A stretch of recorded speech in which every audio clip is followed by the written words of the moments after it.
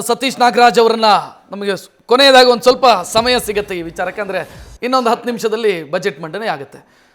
ಉದ್ಯೋಗ ಸೃಷ್ಟಿ ಪ್ರತಿ ಬಜೆಟ್ನ ಸಂದರ್ಭದಲ್ಲೂ ಕೂಡ ಪ್ರಸ್ತಾಪ ಆಗುತ್ತೆ, ಉದ್ಯೋಗ ಸೃಷ್ಟಿ ಆಗಬೇಕು. ಸೊ ಈಗ ಇಲ್ಲಿ ತನಕದ ಬಜೆಟ್ಗಳನ್ನು ನೋಡಿದ್ವಿ ನಾವು, ಮೋದಿ ಸರ್ಕಾರದ್ದು. ಈ ಬಜೆಟು ಹೊಸ ಬಜೆಟು, ಅಂದರೆ ಈ ಸರ್ಕಾರದ ಹೊಸ ಬಜೆಟು. ಸೊ ಏನು ಚೇಂಜಸ್ ಆಗಬೇಕು, ಉದ್ಯೋಗ ಸೃಷ್ಟಿ ಆಗಬೇಕು ಅಂತಂದರೆ ಬದಲಾವಣೆಗಳೇನು ಅಂತ ಸರ್? ಇದು ಒಂದೇ ಒಂದು ಲೇಬರ್ ಇನ್ಸೆಂಟಿವ್ ಅಂದರೆ ಸಬ್ಸಿಡೀಸ್. ಲೇಬರ್ ಇನ್ಸೆಂಟಿವ್ ಕೊಟ್ಟರೆ, ಅಂದರೆ ನಾನು ಒಬ್ಬನ್ನ ಲೇಬರ್ ಕರ್ಕೊಂಡ್ರೆ ನಿಂಗೆ ಇಷ್ಟು ಇನ್ಸೆಂಟಿವ್ ಕೊಡ್ತೀವಿ ಅಂತ ಪ್ರಸ್ತಾವನೆ ಇಟ್ಟರೆ ನನಗನ್ಸು ಇದೊಂದು it will be major step ಉದ್ಯೋಗ ಸೃಷ್ಟಿ ಮಾಡೋಕ್ಕಾಗುತ್ತೆ. ಬೇರೆ ಎಲ್ಲಿದೆ ಈ ಕಾನ್ಸೆಪ್ಟು, ಅಂದರೆ labour incentive concept? China is based on this, but ಅವ್ರು ಪಬ್ಲಿಕ್ಕಾಗಿ ಎಲ್ಲೂ ಹೇಳ್ಕೊಳಲ್ಲ. ಅದು ನನಗೆ ನನ್ನ ಮಾಹಿತಿ ಪ್ರಕಾರ ಇಯರ್ಲಿ ಒನ್ಸ್ ಟೈಮು ನಿಮ್ಮ ಎಕ್ಸ್ಪೋರ್ಟ್ ಅಥವಾ ನಿಮ್ಮ ಟೋಟಲ್ ಮ್ಯಾನುಫ್ಯಾಕ್ಚರ್ ಮೇಲೆ ಈ ಇನ್ಸೆಂಟಿವ್ ಅಂತ ನಿಮ್ಮ ಅಕೌಂಟಿಗೆ ಬಂದೋಗುತ್ತೆ. ಇಟ್ ಇಸ್ ನಾಟ್ ಇದು ಎಲ್ಲಿ ಡಾಕ್ಯುಮೆಂಟೇಷನ್ ಇಲ್ಲ, ಇದು ಸಮೇತ ಯಾವ ಪಬ್ಲಿಕ್ಕಿಗೂ ಗೊತ್ತಾಗಲ್ಲ. ಅದು ಚೈನಾ ಇರೋ ಗೌರ್ಮೆಂಟೇ ಆ ಥರ.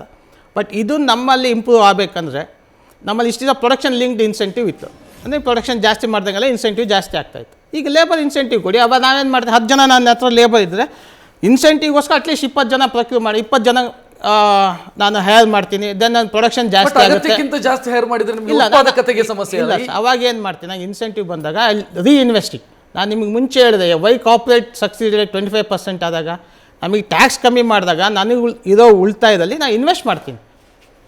ಯಾಕಂದ್ರೆ ಈಗ ನಾನು ನಿಮ್ಮನ್ನು ಯಾರೋ ಒಬ್ಬನ್ನ 15,000 ಸಂಬಳಕ್ಕೆ ಕೊಟ್ಟಾಗ ನಂಗೆ 5,000 ಸಬ್ಸಿಡಿ ಬರುತ್ತೆ ಅಂದರೆ ಅಲ್ಲಿ ಹೈರ್ ಪ್ರೊಡಕ್ಷನ್ ಜಾಸ್ತಿ ಮಾಡ್ತೀನಿ, ಬಿಸ್ನೆಸ್ ಎಕ್ಸ್ಪ್ಯಾಂಡ್ ಆಗುತ್ತೆ. ಅದು ಸುರೇಶ್ ಅವರೇ, ಉದ್ಯೋಗ ಸೃಷ್ಟಿ ಪ್ರತಿ ಬಾರಿ ಚರ್ಚೆ ಆಗೋದು ಮತ್ತು ದೊಡ್ಡ ಮಟ್ಟದ ಆಕ್ರೋಶಕ್ಕೂ ಕಾರಣ ಆಗೋದು ಎಲ್ಲ ಉದ್ಯೋಗ ಸೃಷ್ಟಿ. ಸರ್, ಸಮಸ್ಯೆ ಉದ್ಯೋಗದ್ದಲ್ಲ, ಉದ್ಯೋಗಿಗಳದ್ದು. ಇವತ್ತು ಸ್ಕಿಲ್ ಲೇಬರ್ ಇಲ್ಲ, ಕೆಲಸಗಳು ಬೇಕಾದಷ್ಟಿದೆ. ಇವ್ರು ಹೇಳ್ತಾರೆ ಇದರಲ್ಲಿ ನೀವು ಅಗ್ರಿಕಲ್ಚರ್ ಸೆಕ್ಟರ್ ನೋಡಿ ಎಂಪ್ಲಾಯೀಸ್ ಇಲ್ಲ, ಮ್ಯಾನುಫ್ಯಾಕ್ಚರಿಂಗ್ ನೋಡಿ ಎಂಪ್ಲಾಯೀಸ್ ಇಲ್ಲ, ಸ್ಕಿಲ್ ಲೇಬರ್ ಇಲ್ಲ. ಇವತ್ತಿನ ದಿನ ನಾವು ಎಲ್ಲ ಯೂನಿವರ್ಸಿಟಿಗಳಲ್ಲೂ ಏನನ್ನು ರೆಡಿ ಮಾಡ್ತಾ ಇದ್ವಿ, ಕಡೆ 5-10% ಜನ ಅದ್ಭುತವಾದಂಥ ಹುಡುಗರು, ಮಿಕ್ಕಿದವರೆಲ್ಲ ಎಂಪ್ಲಾಯಬಲ್ಲೇ ಅಲ್ಲ.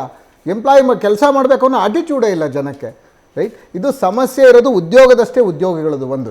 ಡಿಗ್ನಿಟಿ ಆಫ್ ಲೇಬರ್ ಮನಸ್ಥಿತಿನೂ ಸಮಸ್ಯೆ ಆಗ್ತಿದೆಯಾ? ಅವ್ರು ಹೇಳಿದ್ರು ಅಗ್ರಿಕಲ್ಚರ್ ಇಂಡಸ್ಟ್ರಿಗೆ ಸಿಗ್ತಾನೆ ಇಲ್ಲ, ಅದೇ ಸಮಸ್ಯೆ.